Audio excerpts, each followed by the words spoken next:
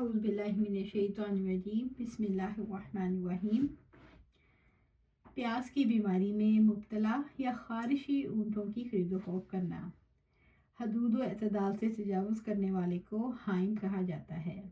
حضرت عمر بن دینار سے روایت ہے، انہوں نے کہا، یہاں نواس نامی ایک شخص تھا، اس کے پاس ایسے اونٹ تھے جن کی پیاس نہ ختم ہوتی تھی۔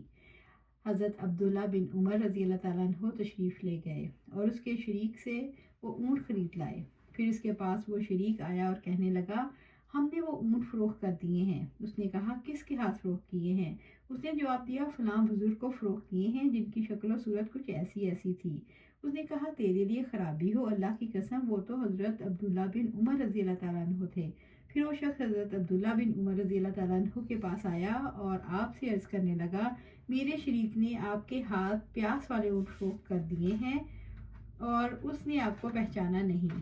حضرت عبداللہ بن عمر رضی اللہ تعالیٰ عنہ نے فرمایا، اپنے اونٹ ہانک کر لے جاؤ۔ جب وہ ہانکنے لگا تو فرمایا، انہیں چھوڑ دو، ہم رسول اللہ صلی اللہ علیہ وسلم کے فیصلے سے خوش ہیں کہ ایک کا مرض دوسرے کو نہیں لگتا۔ سفیان نے حضرت عمر بن دینار سے سنا۔ بیپاریوں کی ذمہ داری ہے کہ وہ خریداروں کو اپنی جانوں کے عیوب بتا دیں۔ اس سلسلے میں ہرگز دھوکہ بازی نہ کی جائے۔ نیز عیب دار چیز کی خرید و فروخت کا بھی ثبوت ملتا ہے، بشرطے کہ بیچنے والا اس کی وضاحت کر دے اور لینے والا اسے قبول کر لے۔ اگر معاملہ وضاحت معاملہ طے کرنے کے بعد کی جائے تو خریدار کو اختیار ہے کہ اسے رکھ لے یا واپس کر دے۔ فتنہ و فساد کے زمانے میں ہتھیاروں کی خرید و فروخت کرنا۔ حضرت عمران بن حسین رضی اللہ تعالیٰ عنہ نے فتنہ و فساد کے زمانے میں ہتھیاروں کی خرید و فروخت کو ناپسند کیا۔ حضرت ابو قتادہ سے رضی اللہ تعالیٰ عنہ سے روایت ہے، انہوں نے فرمایا، ہم رسول اللہ صلی اللہ علیہ وسلم کے ہمراہ غزوہ حنین کے سال روانہ ہوئے۔ آپ نے مجھے زرع عنایت فرمائی تو میں نے اسے بیچ کر اس کے عوض بنو سلمہ میں ایک باغ خرید لیا۔ یہ سب سے پہلی جائیداد تھی جو میں نے عہد اسلام میں حاصل کی۔ عطر فروش کا ذکر اور کستوری کی خرید و فروخت کا بیان۔ ابو موسیٰ اشعری رضی اللہ تعالیٰ عنہ سے روایت ہے، انہوں نے کہا کہ آپ صلی اللہ علیہ وسلم نے فرمایا، نیک ساتھی اور برے ساتھی کی مثال کستوری والے اور لوہار کی بھٹی کی سی ہے۔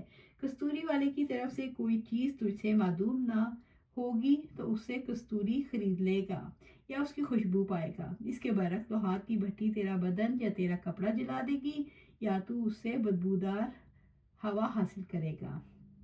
سینگی لگانے والے کا بیان۔ انس بن مالک رضی اللہ تعالیٰ عنہ سے روایت ہے، انہوں نے بیان کیا کہ ابو طیبہ نے رسول اللہ صلی اللہ علیہ وسلم کو سینگی لگائی۔ آپ نے اسے 1 صاع کھجوریں دینے کا حکم دیا، نیز اس کے مالکوں کو فرمایا وہ اس کے خراج میں کمی کریں۔ ابن عباس رضی اللہ تعالیٰ عنہ سے روایت ہے، انہوں نے فرمایا، نبی صلی اللہ علیہ وآلہ وسلم نے ایک دفعہ سینگی لگوائی اور لگانے والے کو اجرت دی۔ اگر یہ مزدوری حرام ہوتی تو آپ اسے نہ دیتے۔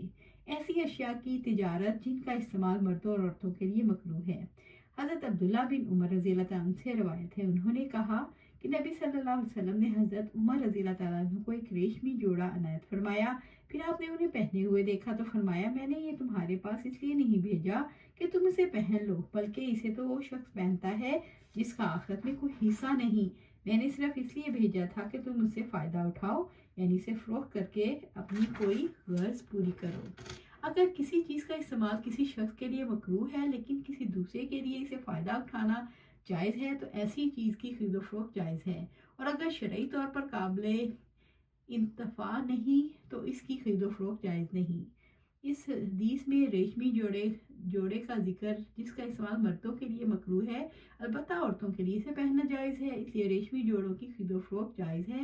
صحیح بخاری کی ایک روایت میں وضاحت ہے کہ حضرت عمر رضی اللہ تعالیٰ عنہ نے آپ صلی اللہ علیہ وسلم کا عطا کردہ ریشمی جوڑا اپنے مشرک بھائی کو دے دیا جو مکہ میں رہتا تھا۔